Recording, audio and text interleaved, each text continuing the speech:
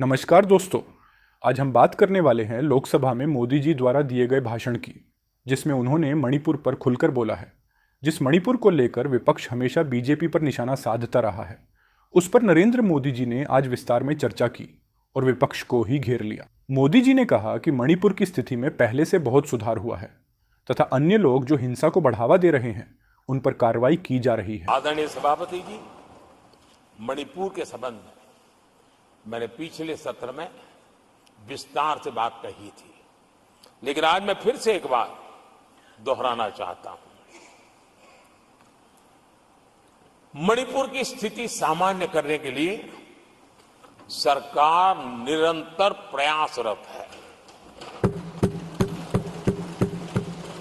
वहां जो कुछ भी घटनाएं घटी, 11,000 से ज्यादा एफआईआर की गई है।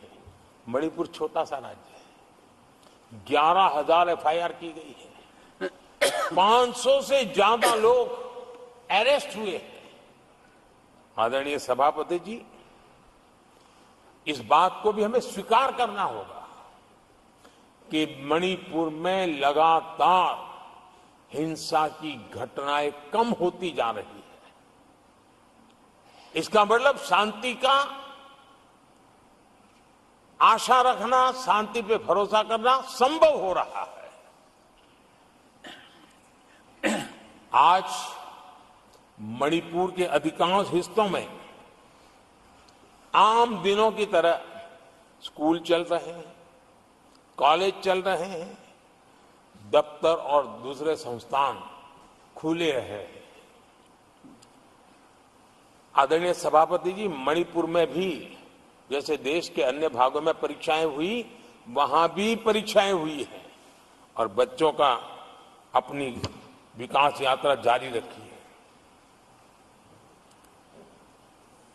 आदरणीय सभापति, केंद्र और राज्य सरकार सभी से बातचीत करके शांति के लिए, सौहार्द रास्ता खोलने के लिए लगातार प्रयास कर रही है।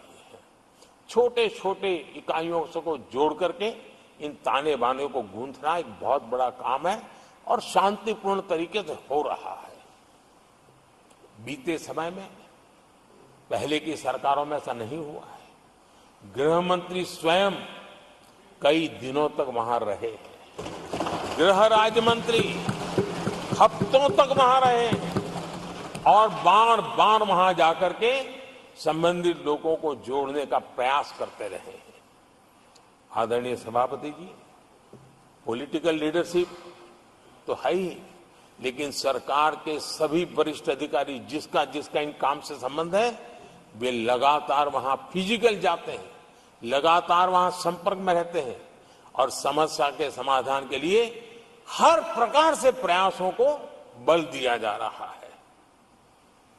आदरणीय सभापति जी, इस समय मणिपुर में बाढ़ का भी संकट चल रहा है और केंद्र सरकार राज्य सरकार के साथ मिलकर के पूरा सहयोग कर रही है।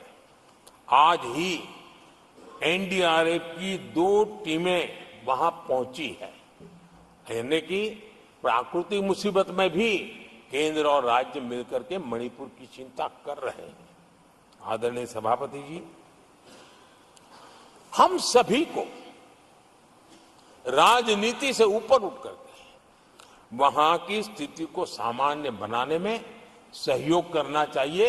ये हम सबका कर्तव्य है। आदरणीय सभापति जी, जो भी तत्व मणिपुर की आग में घी डालने की कोशिश कर रहे हैं, मैं उनसे आगाह करता हूं कि ये हरकतें बंद करें। एक समय आएगा मणिपुर ही उनको रिजेक्ट करने वाला है, ऐसे लोगों को। आदरणीय सभापति जी, जो लोग मणिपुर के इतिहास को जानते हैं, मणिपुर की घटनाक्रम को जानते हैं, उनको पता है कि वहां का सामाजिक संघर्ष का एक लंबा इतिहास रहा है। उस संघर्ष की मानसिकता की जड़ें बहुत गहरी हैं, इसको कोई नकार नहीं सकता है। और कांग्रेस के लोग ये न भूले कि मणिपुर में इन्हीं कारणों से 10 बार राष्ट्रपति शासन लगाना पड़ा है। इतने छोटे से राज्य में 10 बार प्रेसिडेंशियल रूल लगाना पड़ा है, राष्ट्रपति शासन लगाना पड़ा है। कुछ तो मुसीबतें होगी और ये हमारे कार्यकाल में नहीं हुआ है, लेकिन फिर भी राजनीतिक फायदा उठाने के लिए वहां पर जिस प्रकार की हरकतें हो रही है